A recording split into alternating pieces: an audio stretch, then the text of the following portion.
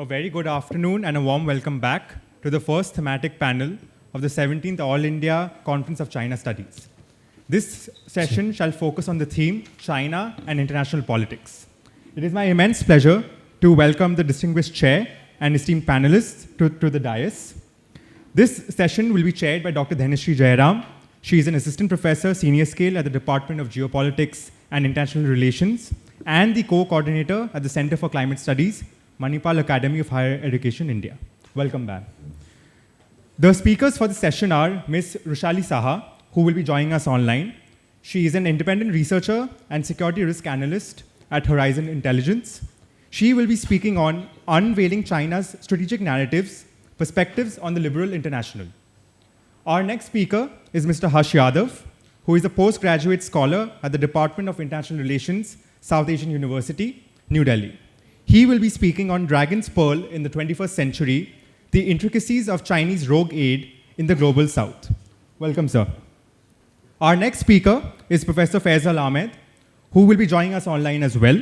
He is a professor and chair of the International Business Program at the Foundation for Organisational Research and Education School of Management, New Delhi.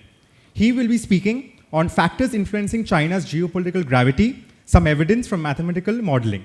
His paper is additionally co-authored with Ms. Soumya Tiwari, who is a research scholar at the Foundation for Organisational Research and Education School of Management, New Delhi.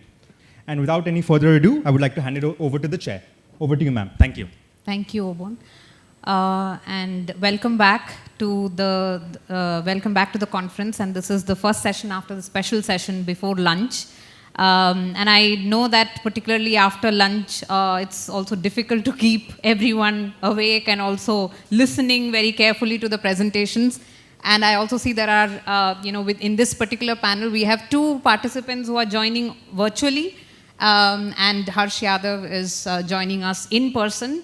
So I hope, the technical issues will not come in the way of, effective communication of the results or the findings that Rushali and Dr. Faisal has come up with in their papers. So thank you so much for joining. And as Obon already mentioned, maybe, if you can keep your presentations to around 15 minutes, then we can have discussion and also Q&A. Hopefully there will be questions from the audience and comments from the audience that we can address after all the presentations. And I will also be providing some of my input for each of the papers based on the papers that we have received for the conference. So I'm going in the same order as is in the program, if that's okay with everyone.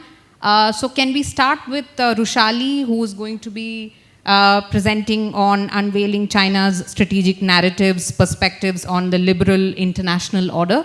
So Rushali, over to you. Thank you so much, Jayaram. I hope I'm audible. Yes, you are. Yes. Okay, there's a little bit of echo on my end, but I think that'll be fine.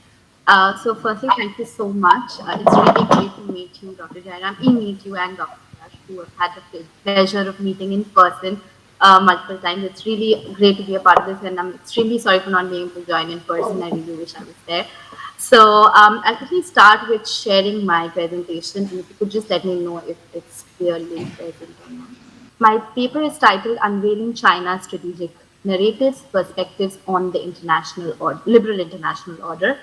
I'll quickly take you through the structure of my paper. I use a theoretical framework of strategic narratives to understand what China's perspectives are on the liberal international order. So I begin with explaining what strategic narratives are, what are the elements, why do we need to study strategic narratives, and how do strategic narratives explain the world order. Then I go into understanding Chinese narratives on the international liberal order. So I look at the perspective of Mao. Right. So then I will explain what very briefly go into how Mao, Deng, and Xi viewed the international liberal order. And then I'll go into the system narratives which come out of it and the identity narratives, which are, of course, the elements of strategic narrative, which I'll be talking about. And finally, I'll present my assessment and reading of this. So let's begin with understanding what strategic narratives are. Now, strategic narratives themselves, I believe, is a very underused theoretical tool in international relations. while there's a lot of literature on the subject, my work primarily focuses on that of Alistair Niskanen, Ben O'Loughlin, Laura Roselle. And very interestingly, they've done a lot of work, especially on how the US war on terror is a strategic narrative. So, sort of reading that, my idea was to see if this could be applied to understanding Chinese narratives on the international liberal order. So, I think the best definition of this is captured in what I've presented here for you, where strategic narratives are a means by which political actors attempt to construct a shared meaning of the past, present, and future of international politics to shape the behavior of domestic and international actors. So as you can see here, the key words, of course, being shared meaning and shaping behavior, right? So it draws from the constructivist tradition of international relations to basically explain how narratives contained the intertwined elements of how an actor experiences itself, which is the identity, and how it tries to project itself to others. So in this sense, it is playing sort of a dual role wherein it is not only structuring the thoughts and the actions of the actor, but it's also a tool for the actor to pursue sort of a specific strategic goal, which is done through managing expectations and altering the discursive environment. Very briefly, if we can sort of like sum up the purpose of strategic narrative, it would be to promote their values, interests, and aspirations. The impact is that it can shape the behavior of domestic and international actors. They can also constrain future policy choices and behavior. And when we go into strategic narrative analysis, it can sort of help us identify underlying claims about how the international system works, how identity is constructed, and what policies this actor is pursuing towards that end. It is ultimately a tool for power projection and persuasion in global politics. Moving on. Dr. Jayaram, I can't see any of you. I hope like my presentation is still visible. Yes, it is visible. Yes. Okay, great. I'll continue. Right. So moving on, I'll quickly take you through the strategic narrative cycle and the types of strategic narratives. Now, the strategic narrative cycle, as evident from this picture, it is mainly three interconnected stages, which is formation, projection, and reception. Now, in the formation stage, it is basically where the actor is developing narratives which are based on their strategic objectives, cultural values, and historical context. Now, these narratives essentially frame how events, identities, and issues should be understood, and they're tying the past, present, and future into what can be called a coherent story. Projection, on the other hand, is once they have been formed, they are communicated through various platforms, which do, of course, include traditional media, but now also include social media, diplomatic channels, and cultural outputs. And effective protection does require choosing the right channels and messaging to reach both domestic and international audiences.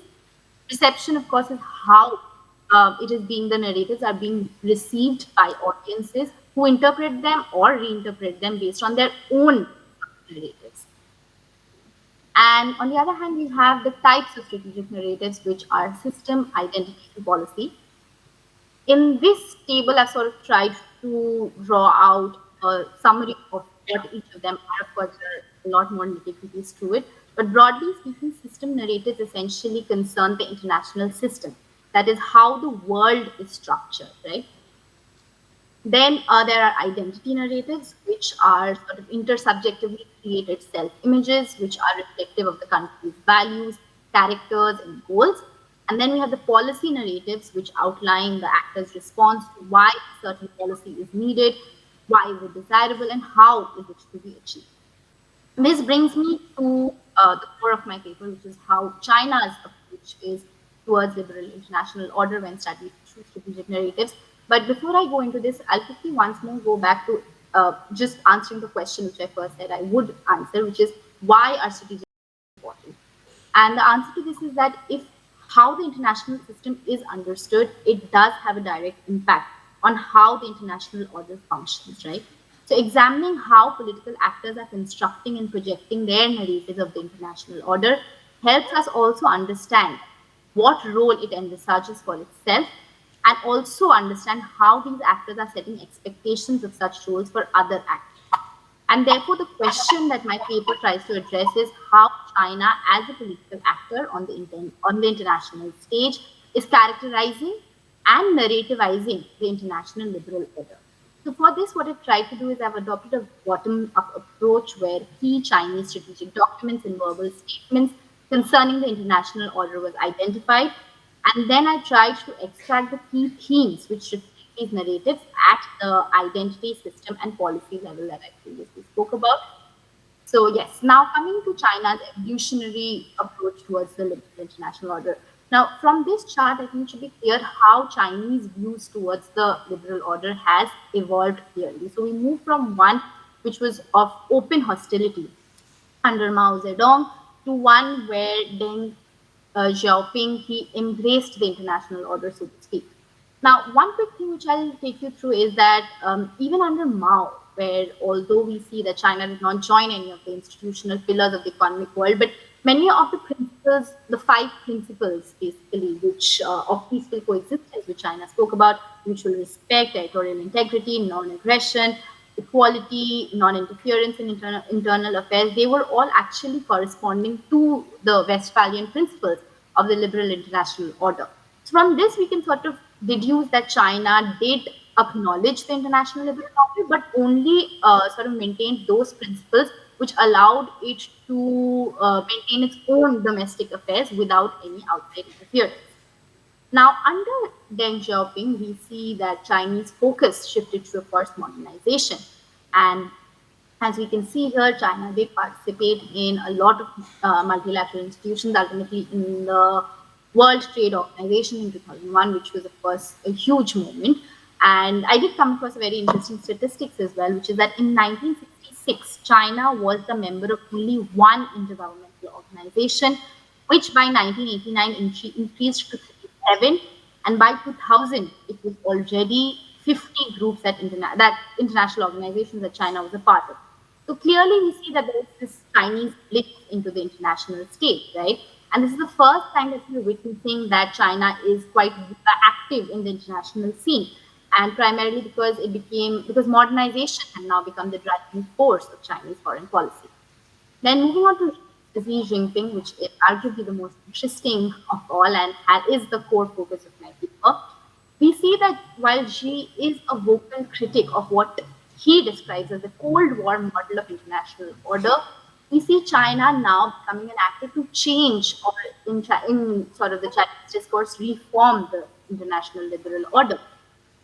So therefore, we see a lot of talk of the new model of international relations, which is underpinned by win-win cooperation. We see talk of big power diplomacy. We see talk about core national interest. Interestingly, there's a lot of discourse around a community of shared future for all humankind.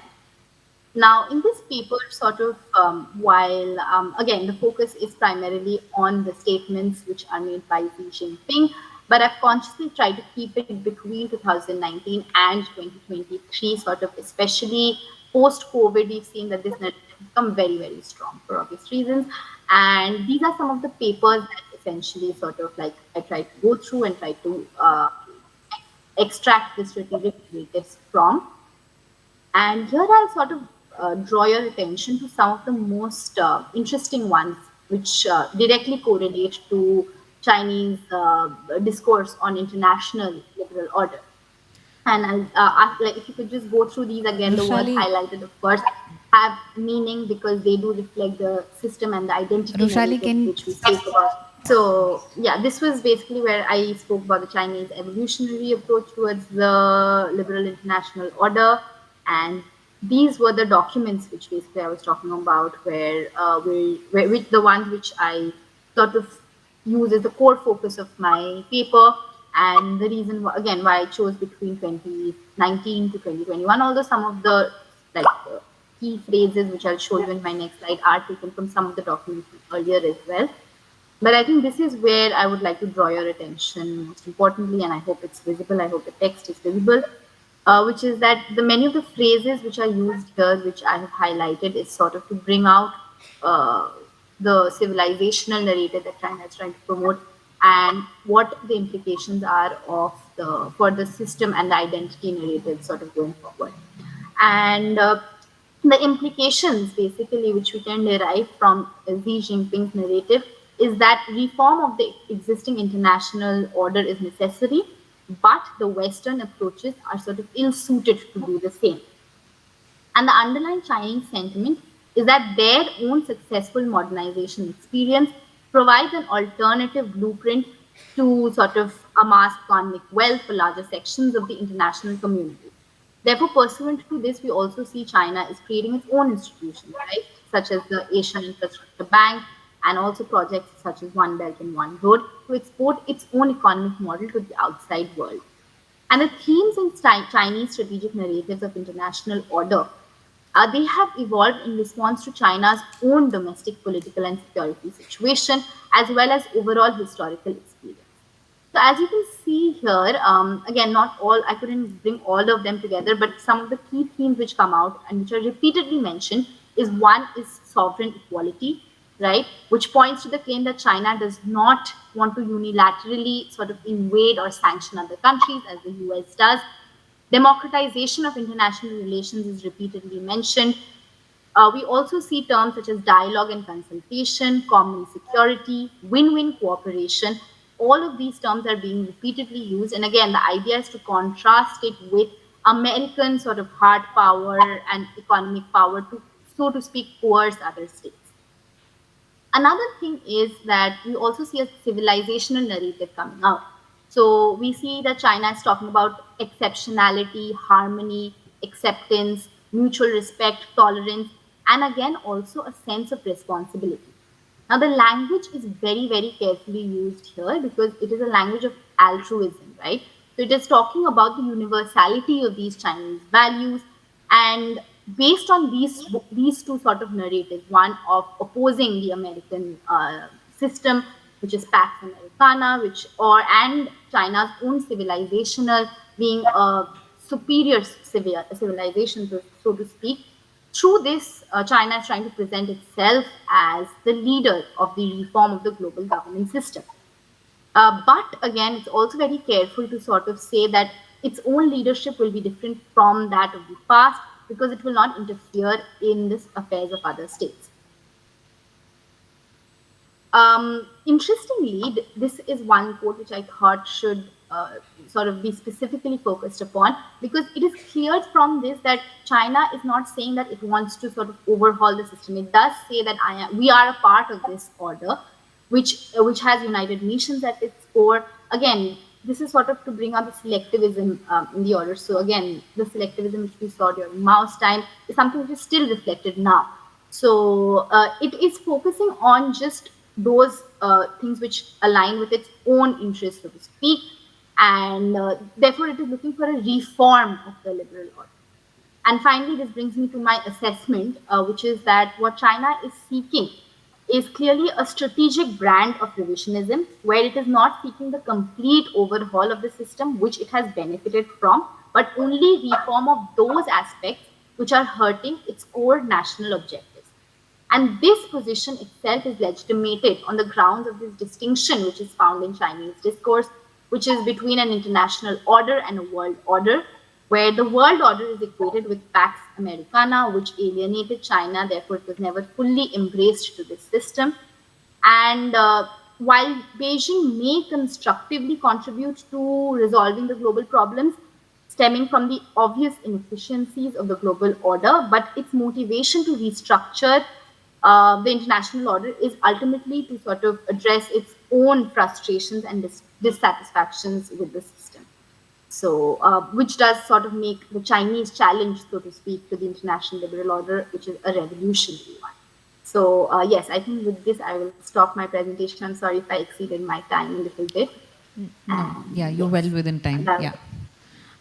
Thank you so much, Rushali, for that presentation. I'll come to my comments maybe towards the end in the interest of time, so that everyone gets like 15 minutes at least. So maybe I'll move on to Harsh next. Yeah, you. Hello everyone, my name is Harsh. I'm from I'm pursuing MA in IR from South Asian University. So today I'm going to present my paper on Dragon's Pearl in the 21st century, the intricacies of Chinese rogate in the global south. So basically what led me to write this paper is, as an avid reader, I used to visit bookstores, and I have seen that in the bookstores there's always, even in, mostly in research also in India, like the research on China has been happening in a very unidirectional manner. And this led me to read, indulge in the Chinese literary works, so such as Mo Yan and Lu Shan, and then also moving forward to sinologists like Jonathan Spence, Mao himself, and Deborah Brautigam and Kishore Mehbubani. So this led me to think that there's like it is pertinent to indulge in the diversity of the thought, basically, and diversity of studying China. So with this, in this paper, what I have tried to do is to raise questions such as ramification of the Chinese aid and its concordance and departure from the understanding of Western aid, and problematize the tag of rogue aid. This, this meeting is about understanding China in the turbulent times, and for that I think that it's very important to discuss Chinese aid, which actually forms a major component when we discuss China's economic and foreign policy activities. So with this, I come to the context, and like it actually it is there that it is a historical analysis of aid and Chinese foreign policy, which has a very intertwined relationship, which tells us that historical analysis tells us that China's rise and its influence on the global south was not something which is elusive in the pre-Deng era. And the objective is to investigate the nature of Chinese aid, comparing it with the Western aid models and analyzing its impact and on the recipient countries. And when we indulge in this, we usually indulge in the concept like Belt and Road Initiative and debt trap diplomacy, and which is an outcome of the economic disagreement between China and the West, which lies in the Chinese aid policy. So for the research methodology, it is, as I said, that it is a historical exploration or analysis, empirical analysis, and econometric analysis. And the factors that I have examined while in this, like when I was focusing on the econometric analysis, was distance, GDP per capita, political alignment, governance quality, natural resources, natural calamities, and etc. So firstly, I will move to the ontology of aid. So here I would like to bring in Hans Morgenthau. So he published a paper, I think in the 50s and 60s at the height of the Cold War, which was on the political theory of the foreign aid, where he writes that aid is something which is, aid is actually a tool of the foreign policy. And according to him, it can be both altruistic and for use for the self-interest, but it actually has a geopolitical bias when we come to it. And then we come to the Chinese aid narrative. So as I have said that it is to challenge the idea of the rogue aid. So what exactly was rogue aid? So usually there are two elements which are associated with the concept of rogue aid, that either like when we come and discuss about the banks, so we see that a lot of, when we discuss about the loans in banking sector, we see that that when a bank gives loan to someone without thinking about the collateral, then it is irresponsible loan. And in that sense, that tag is also used for China, that especially in the case of Africa, where they say that it has been strengthening the autocratic regimes in the country, and it's not thinking about the implication of it. So that is one thing that needs to be challenged here. And the other aspect is imperialist tendency, whether it is imperialist or not, which I will discuss further in this. And on the political strategy, there are mixed evidences, basically, when we come to that. So majorly, it comes from the works of Dreher and Fuse, who, when they were analyzing this, they came to the consensus that China does not pay significantly much attention to politics. And they find that there are mixed evidences that Chinese aid flows are targeted at countries that are of high economic importance to them. And they find no evidence in the sense that Chinese aid is distorted towards countries with large natural resource endowments. So yeah, as I have said that historical analysis is a pinpoint, and as a critical scholar, I think historical analysis is important because it actually let us indulge and understand the structural aspects of a system which are usually ignored in many other analyses. So for this,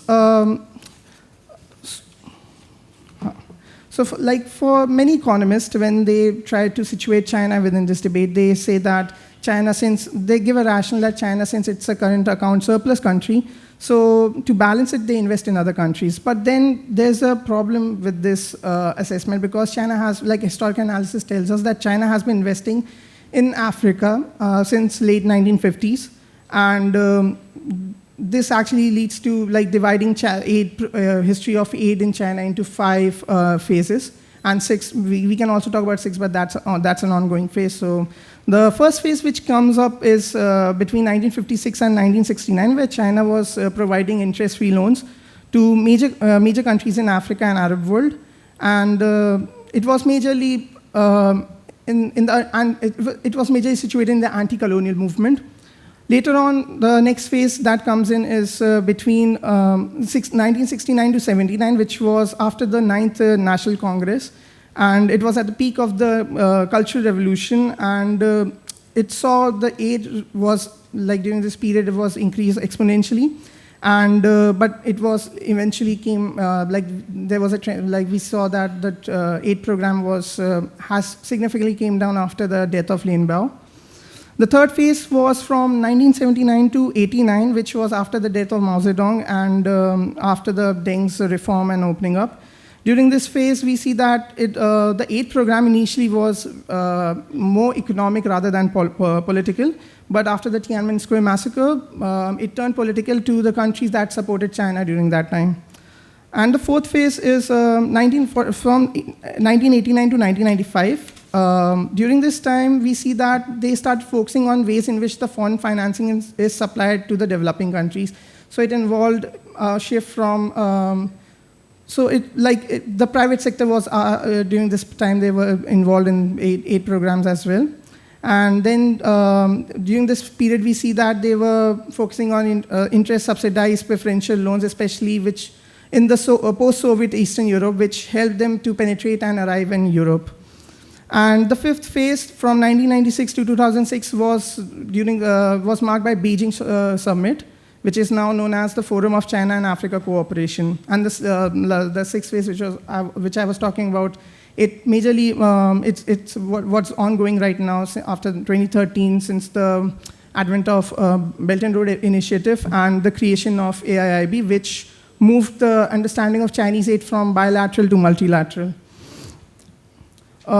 So now analyzing Chinese aid allocation with the econometric analysis. So the objective is here to need to assess different share of aid allocated to different countries, and the dependent variable is held within a unit interval. But firstly, we should deal with why there's a use for a Flogit model, like fractional logit model. So the need, why it is suitable in this case is because it is useful because it accommodates the bonded nature of data. So it is constrained between values 0 to 1, and thus it respects the boundation of dependent variable. And the second reason being they are flexible in the functional form, and it is suitable for scenarios where the impact of independent variable on the aid allocation is not linear. So this also leads to that it accommodates non-linear data. And lastly, because it promotes a robustness against heterodasticity by clustering errors by groups. And in this case, it is the recipient countries. So while doing this, there were key variables. So the first one that I see is the political one. So there were two instances here, UNGA voting alignment and the one China policy.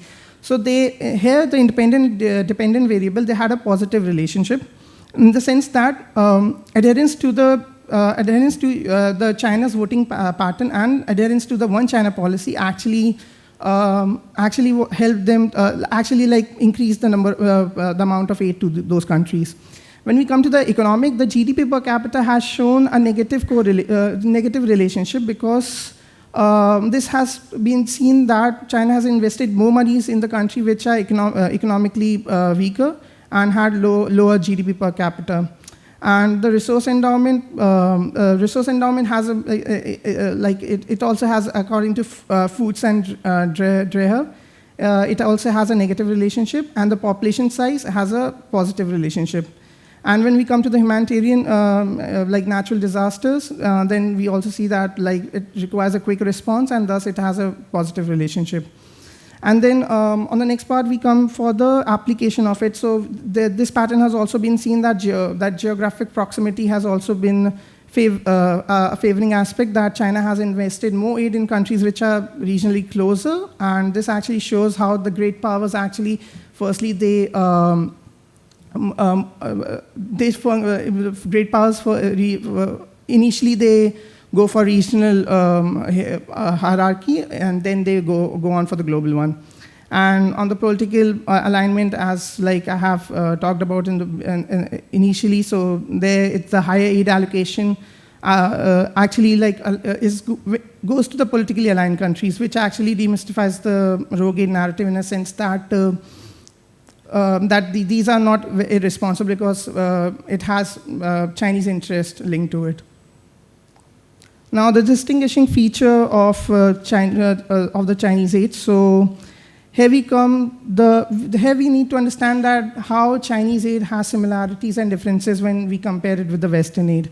So one aspect is non-conditionality, which with some exceptions, such as they coming up with their own workers in some project. Apart from that, mostly these loans have been non-conditional when compared with Western banks such as Western organizations such as IMF and World Bank. Then on the second point, we have seen that non-interference on paper has been a core of Chinese foreign policy, where they urge to respect the sovereignty of these countries, and because of that, the Chinese aid is more favorable and attractive for many countries in Africa and Global South. The third point is on the rapidity of the loan, that they are more fast-track implementation rather than when we compare it with the Western loans. So there's also this quote from Sierra Leone's ambassador when China financed and constructed the football stadium there. So he says that and I quote, if a G8 country had wanted to rebuild the stadium, for example, we still be holding meetings. The Chinese just came and do it. They don't start to hold meetings about environmental impact assessment, human rights, governance, and good governance. And so this is one of the reasons why Chinese aid is attractive in the Global South. Now, the political driver on this, so as we have talked about the One China policy and UNGA, so I will go to the strategic interest, where it is more pragmatic in the sense, for the strategic interest, I would take an example of Myanmar. So there was a coup in 2021, February 2021. So during that time, a lot of tabloids and a lot of people on social media and all, they were saying that China has hands behind the coup, and they have helped the military junta regime there. But on the contrary, the point was that China at that point was closer to Aung San Suu Kyi rather than military, and military despised China. And there was also one point where Aung San Suu Kyi was actually more closer to Beijing rather than New Delhi. And the second reason being that China has been aiding and helping the Kachin rebels. Can you please wind up in 2 minutes? Okay, yeah, sure. So as I was saying that they were aiding Kachin rebels. And Kachin rebels were actually fighting against the military there. So that's why military was not very hospitable to China. But after the coup, China understand that they have a lot of investment in the country, and that needs to be safeguarded, and they cannot let it go down the drain. So they actually went in for the relationship. Economic motives. So here the Chinese aid focuses on large-scale infrastructural projects such as roads and bridges, as they are long-term economic growth-oriented investments. For example, like the Addis Ababa-Djibouti railway line, and which is against the Western, this is contrary to the Western service-oriented investment, which is not an immediate multiplier on economic growth. Then there's also a point of natural resource and resource capturing. So this is where I would like to bring in the point of imperialism, the tag of imperialism. Here I would like to use three scholars, basically. So one is Prabhat Patnaik. Prabhat Patnaik, actually, when he indulges in the question of China, he says that China, we cannot tag China as an imperialist power in the sense that their activity in Bangladesh and Sri Lanka has not caused an income deflation in these two countries. And apart from that, another point that he makes is that China lacks a systemic demand for imperialism, which is inherent in Western countries, no matter whether they are governed by conservative or progressive governments. And the second is Michael Hart and Antonio Negri, who co-authored a book named Empire. So there they talk about empire, that imperialism, as we understand, it has evolved from a concept, traditional understanding of the concept, and it is now a more decentralized state, it functions in a very decentralized manner. And when they analyze China in that sense, then we see that China is actually working in that, within that neoliberal logic.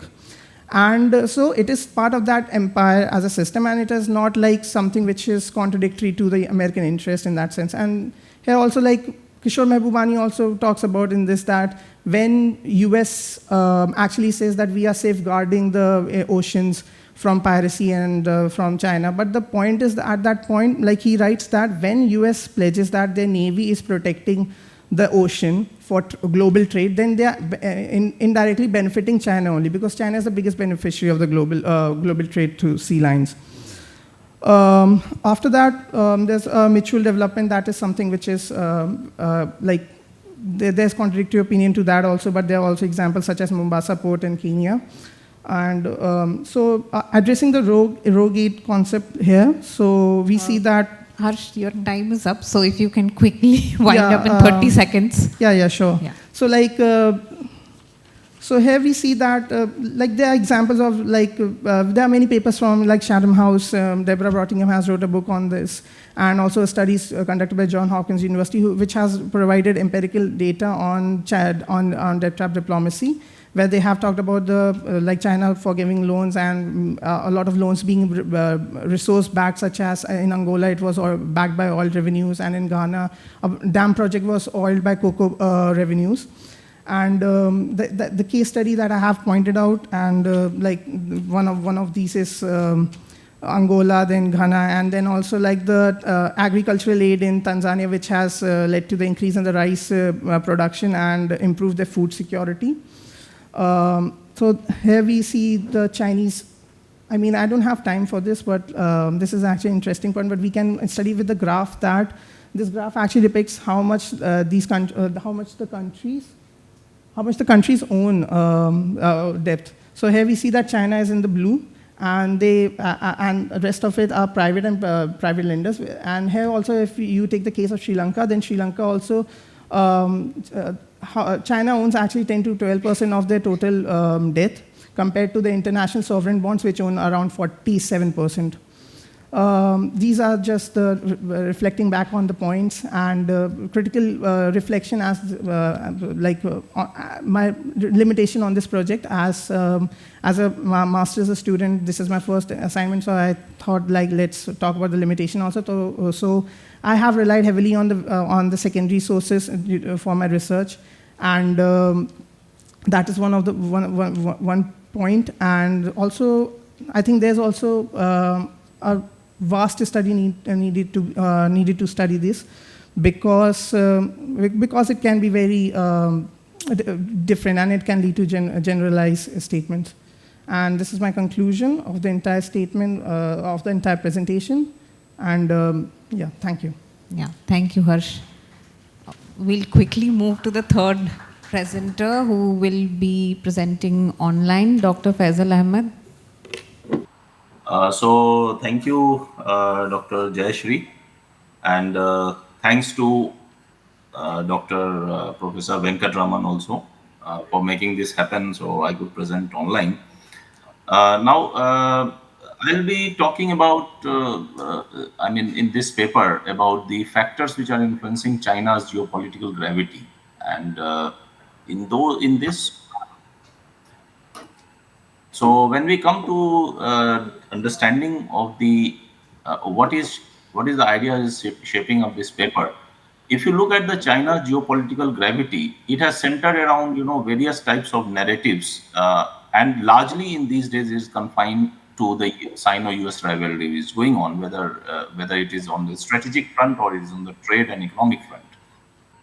There have been studies which have been done, and it's trying to find out that what has led China to become uh, uh, something which the Western says as the hegemonic force.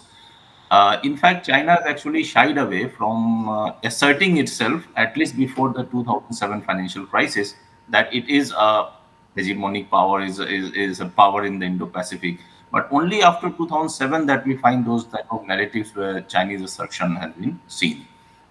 Okay, so if we look at the initiatives which have come up, including the Belt and Road Initiative, there are various narratives regarding the Belt and Road Initiative, which we'll discuss, whether it is the recipient country narrative or is a narrative of China or narrative of the United States. So therefore, considering all these issues, and we need to understand that how the geopolitical gravity of China is being shaped up, especially since the COVID time. There are immense literature which has been done, which has talked about issues, whether you are talking about the South China Sea or the trade policies and protectionism and 5G technologies and the assertiveness, the Indo-Pacific construct, and a lot of such issues have come up in the discussion, in the recent discourse, in the recent papers which have been published. So we identify actually these factors, which are 7 factors from the literature, and try to find out and understand that how these factors are shaping China geopolitical gravity. If we look at the first one, which is the Belt and Road Initiative, a lot has been said about Belt and Road Initiative, including whether you are talking about debt trap diplomacy and all. If you look at the Chinese perspective largely talks about the Belt and Road Initiative as a overcapacity in the production being spread across different geographies. This was one of the reasons which was attributed to it, and there were several other reasons as well. But the Western narrative, if you look at, it largely looks at it as a debt trap. But then precisely there is a third country narrative as well, which is a recipient country narrative. We generally forget. For example, why would a country like Kazakhstan or Uzbekistan, why would they like to receive loans from China, the BRI loans from China? The idea is the Bretton Woods institutions, in fact, whether you're talking about the World Bank, which can provide long-term financing for reconstruction and development, or whether you're talking about the IMF, which provides short-term financing for, maintaining the balance of payments. Whether you're talking about all these the 2 Bretton Woods institutions, they have actually miserably failed in meeting the requirements of the Global South.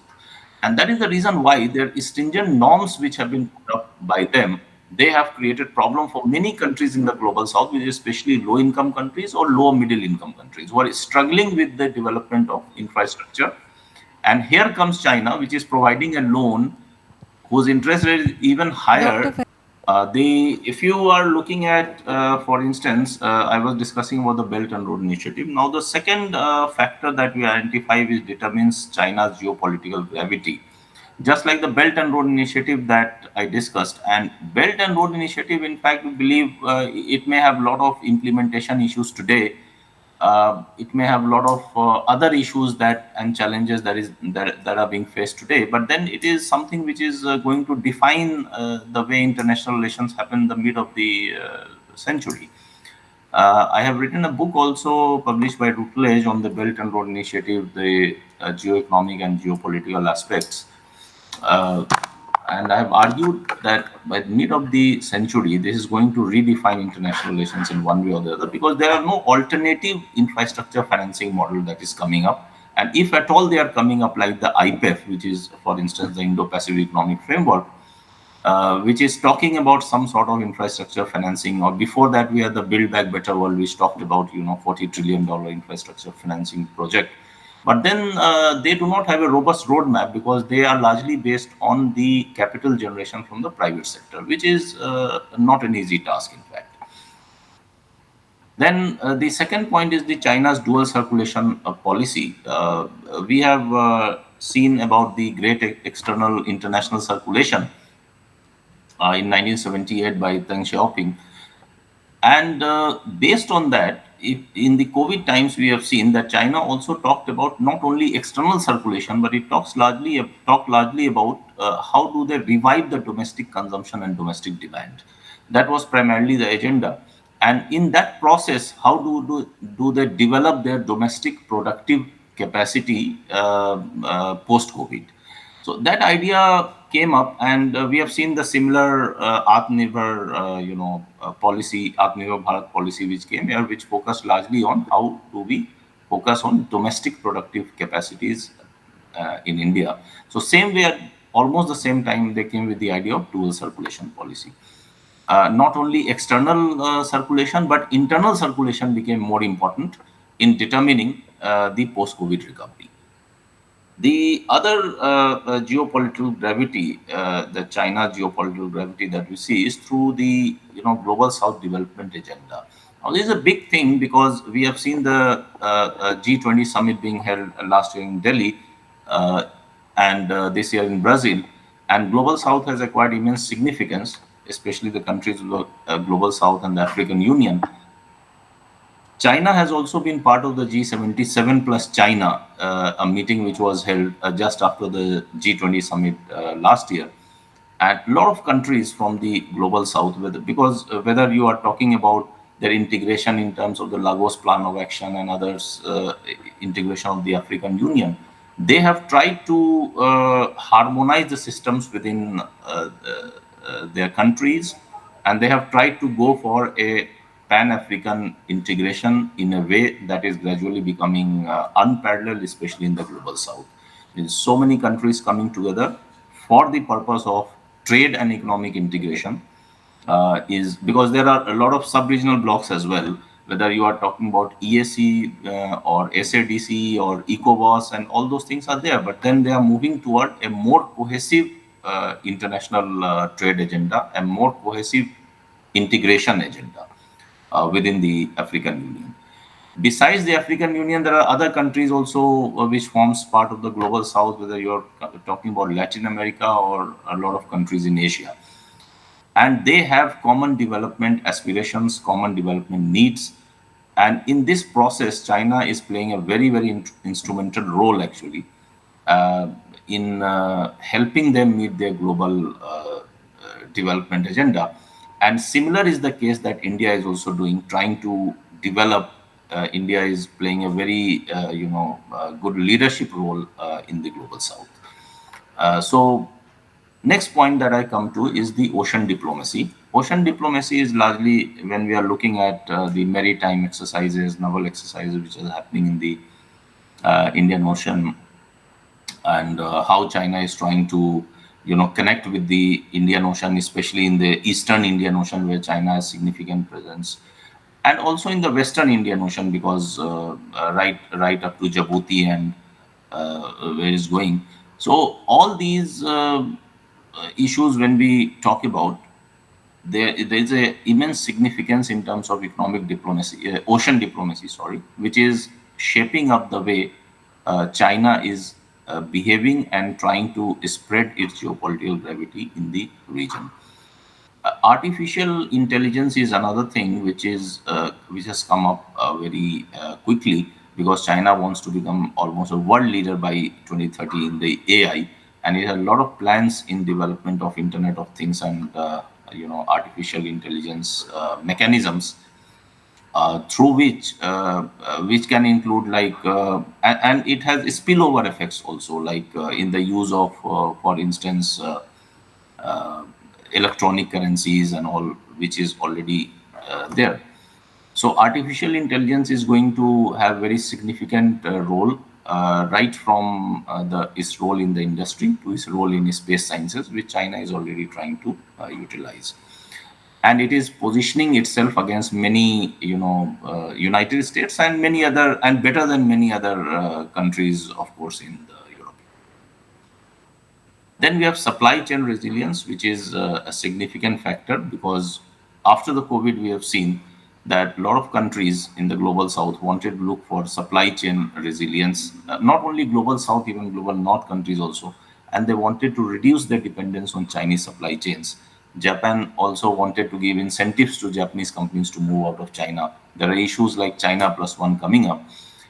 But then they have not yielded the desired result precisely because either these countries were too quick to get a response on things like China plus one, or they wanted to develop a supply chain resilience in a way that it can put a cost on China, which they have not been able to, because the RCEP already was signed in the mid of the pandemic, that is in October 2020. So therefore, supply chain resilience is something which the more resilient the supply chain becomes outside China, uh, China's geopolitical gravity will be defined based on that. But how effective that supply chain resilience has been, that becomes a significant issue. Because have these countries been able to make their supply chain resilient and thus reduce the dependence on the Chinese supply chain? That remains a question, because most of the companies are saying that they will shift out of China or they move out of China. But once they move out of China, where do they go? That's the real question to understand. And lastly, I talk about one of the factors that I mentioned is the Arctic geopolitics. The like after 2013, both China and India, when they became the members, uh, non-circumpolar members. So China has actually rolled out an Arctic policy very early. That was around 2013-14.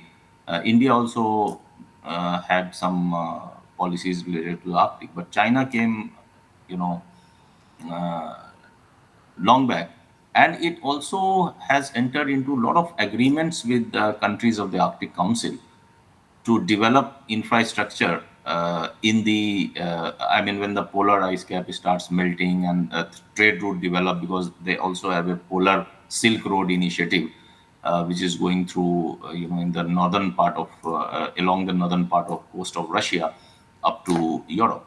So Arctic geopolitics also is playing a very significant role in determining China's geopolitical gravity, because the countries which are involved in it are the Arctic Council countries. Now, based on that, so we did a study in this. We tried to find out that which of these are very significant in terms of. So there's a fuzzy AHP which has been used as a model, which is based on some expert consultations. And the final result that we get out of it in the fuzzy AHP, if you can see slide number 8 here, is that the most significant factor that is driving China's geopolitical gravity of all these factors which we have selected from the literature, most significant of them is the Belt and Road Initiative. And then comes the Arctic geopolitics. Now, this is very critical to understand, because Arctic geopolitics in terms of determining China's geopolitical gravity is something which is not much talked about. But then this model suggests that is one of the significant factors. And dual circulation, I mean, trying to understand that how Chinese economy is trying to drive itself and bring more resilience within the economy, is at number 3 as per the model. And then we have supply chain resilience, and this followed by other factors like global South agenda and ocean diplomacy and others. So I'll conclude by saying that few points becomes very pertinent. How is China playing a role in the G20, the SCO, the AII, and the BRI, and how they are becoming a forum for global collaborations? This paper will examine all these things. Also, in the scenario where we have dual circulation, supply chain resilience, so how is China plus one becoming so, whether it is becoming effective or not? In the global south, has China been able to develop a larger leadership role in the global south? And if so, what are the implications for the future? In terms of ocean diplomacy, how is China shaping up the military and strategic regimes in the Indo-Pacific region? And in terms of AI, how is the techno-geopolitical rivalry coming up very quickly between United States and with China on one hand and United States, the European Union and other countries on the other hand. So here I will conclude the presentation. Thank you very much. Yeah, Thanks thank you for so your much, attention. Dr. Faisal. So I see that we have 10 minutes left. So I'm just going to briefly provide some comments on all the papers, because I also saw that while reading the papers, I saw that there are a lot of common threads that run through the papers, especially about China's relations with the global south, China's challenging of Western international principles, norms, and also in terms of, also it's interesting to see all the methodologies used, because Rushali's is obviously a very qualitative analysis, but the other two are, mixed methods research. So that in itself presents a challenge when it comes to providing the results, or, talking about China's, international, how it engages with the international system. So as I speak, I would also request the audience to, just gather your thoughts around the topics, and I'll quickly come to you in like 5 minutes, if that's okay. So Rushali, if I can start with your paper, I think it's very interesting to see how you have identified certain elements of the neoliberal international order, and trying to see how China has challenged some of it while also accepting or adopting some of it based on its strategic interests. So I think I have just a couple of suggestions. I will definitely, some of the other suggestions I would, maybe perhaps email it to all the three scholars.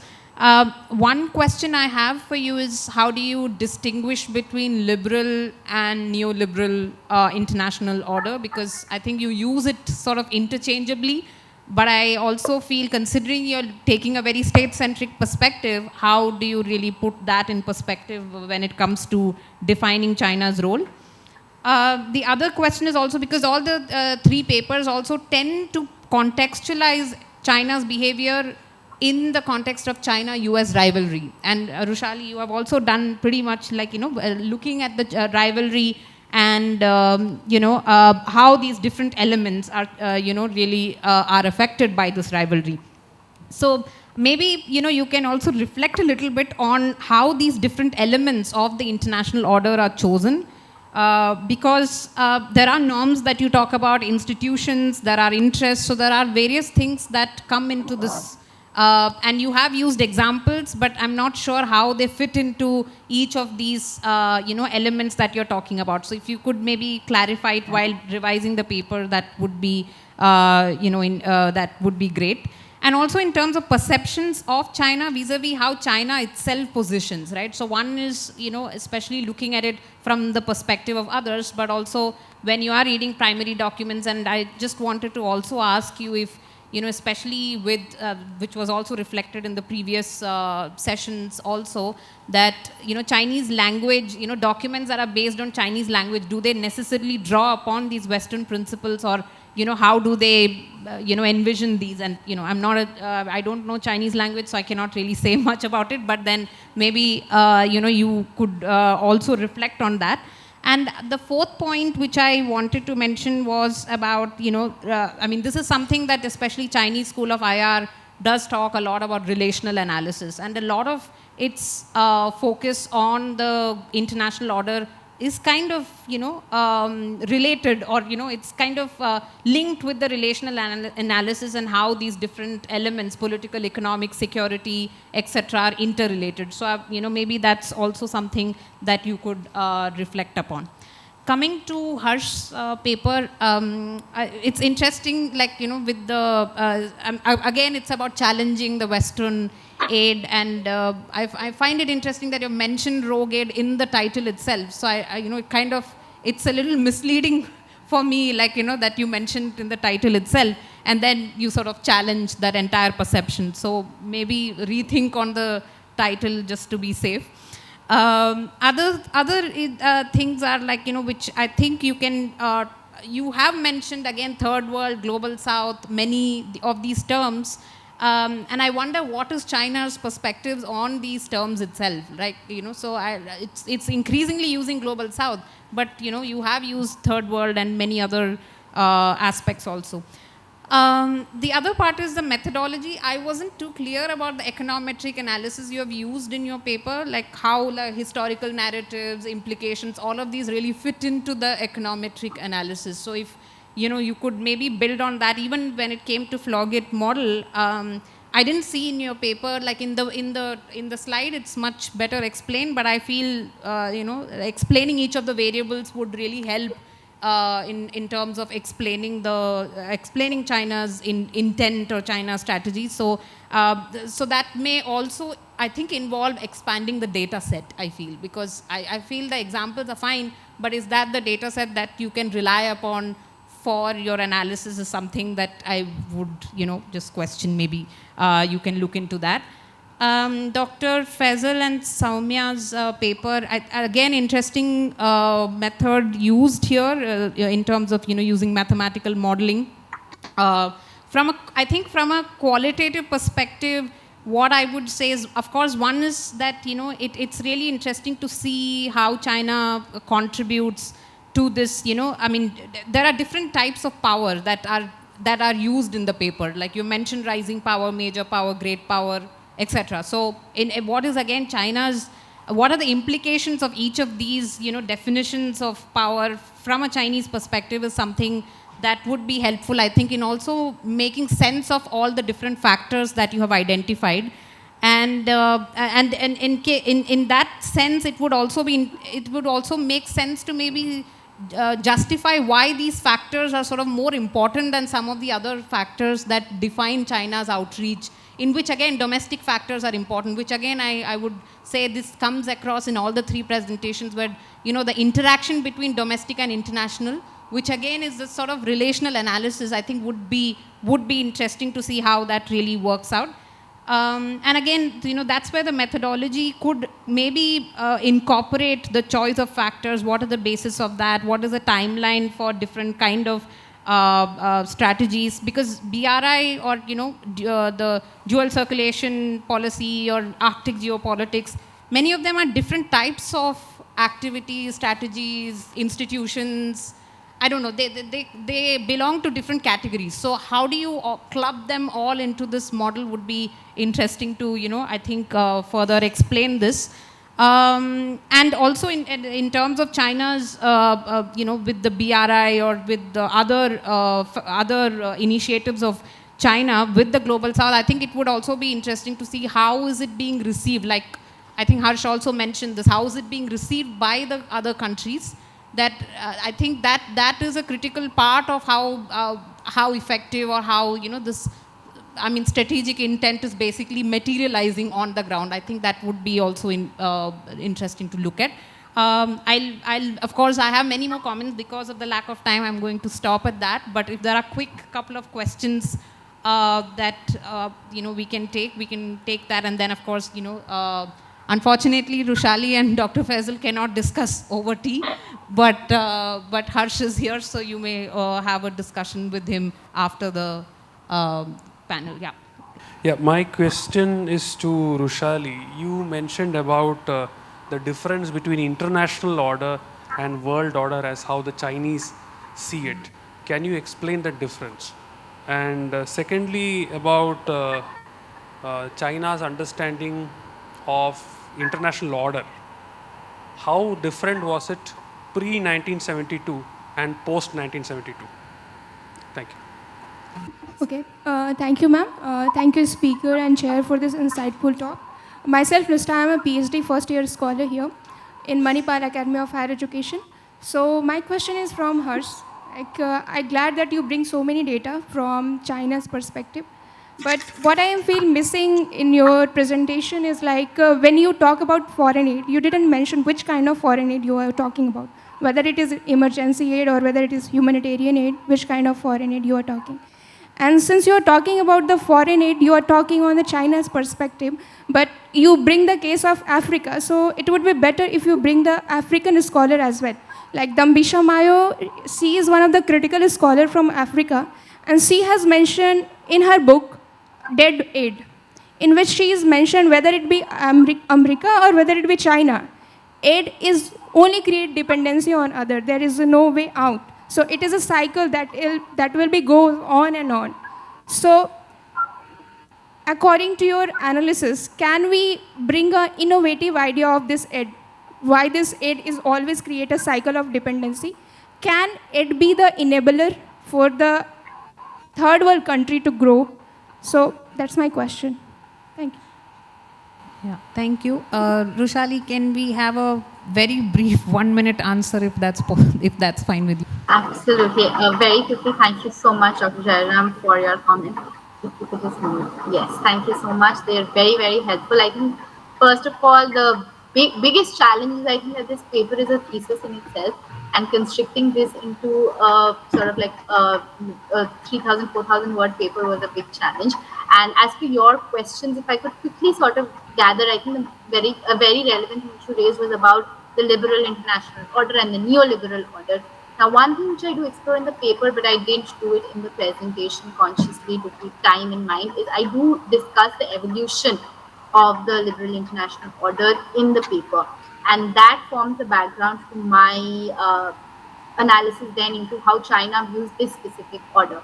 So in the paper, what I do is I sort of look at the specific institutions which have evolved. So it goes from like what are the security and political institutions which emerged, what are the economic institutions which emerged.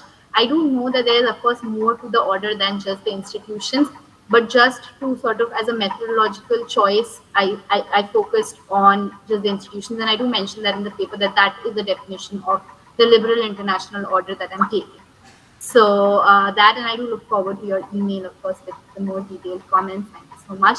As for the questions, yes, and thank you so much for noticing that. I think that does form very much the crux of my paper, which is that the distinction which China is creating between international order and world order. And if I could answer it simply, when they're saying international order, they're talking about this American-led Cold War order. So those are the institutions which China is talking about. And they use this term to say that this is the American-led order which emerged during the Cold War period.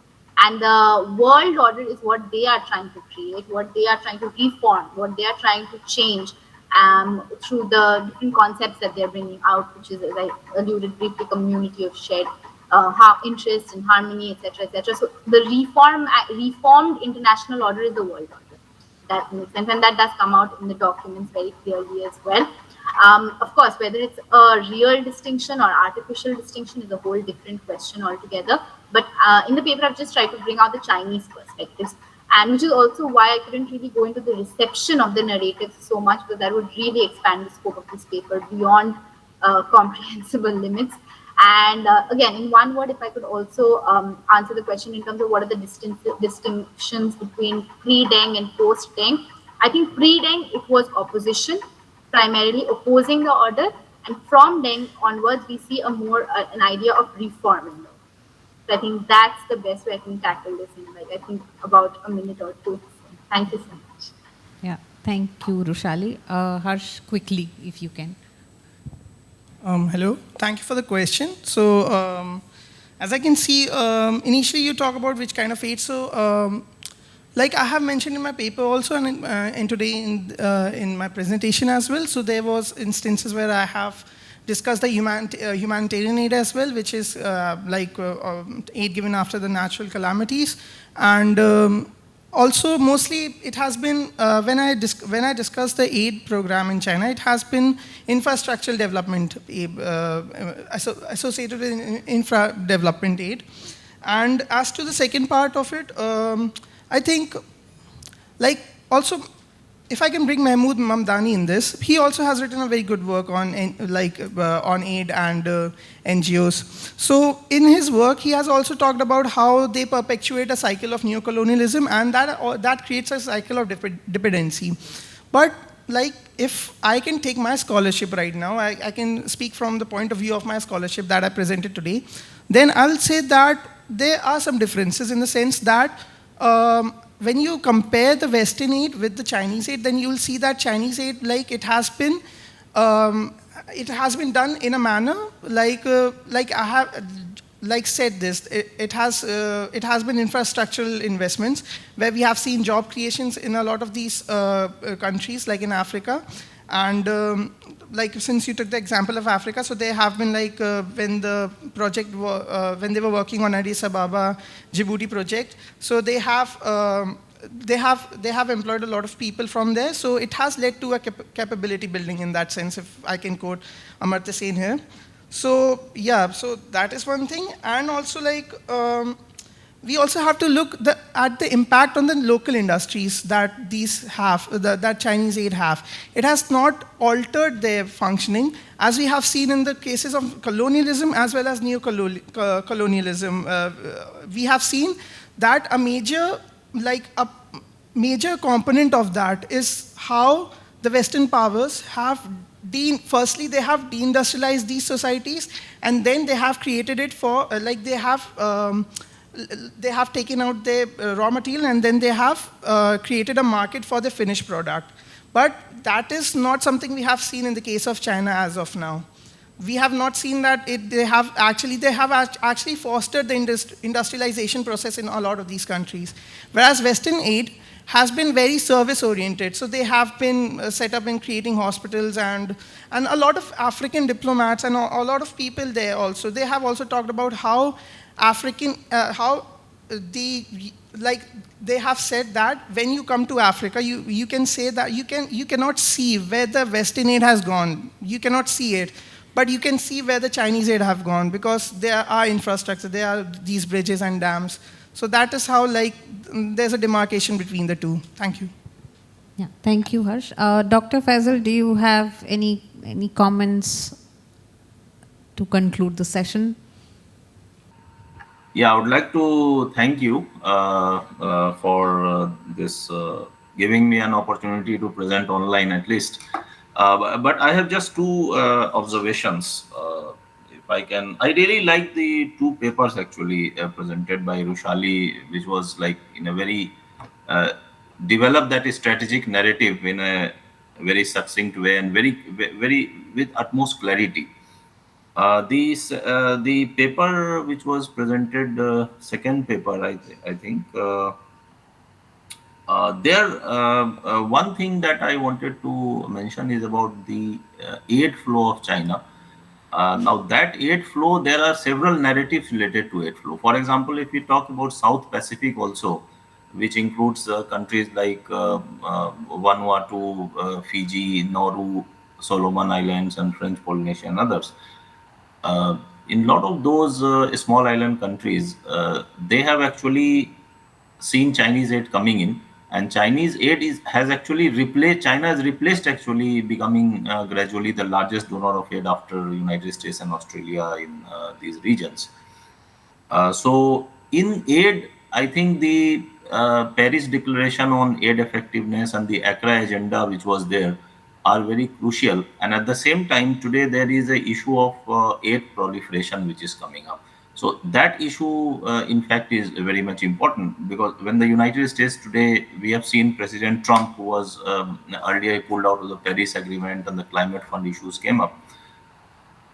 Today also now we are going to have President Trump coming in. So if he continues to remain protectionist, I think we need to seriously look at the aid architecture and aid proliferation once again. I really thank you, Dr. Dhanasree, for this opportunity, and Dr. Venkatraman also, and Dr. Amrita, of course. So thank you very much. Thank you. Thank you so much. I think we can conclude the session now. Yeah, so over to Obon now. Yeah. Thank you so much to all the three presenters for presenting their findings, and hopefully we'll get to read the full papers later on. Thank you so much. Thank you to our esteemed chair and panelists for sharing their insights and overcoming technical issues, and to our audience as well for the thought-provoking questions. I would now welcome Professor Venkatraman to the stage so that he can hand over a token of our gratitude to the panelist and chair.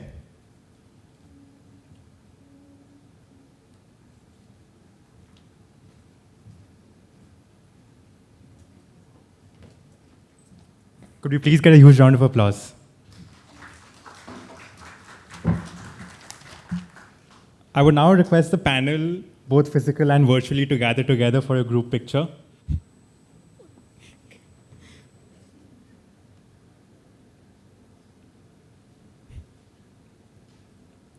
Okay, and that brings an end to the first thematic panel. We shall begin with the second thematic panel at 3:30 itself. Thank you.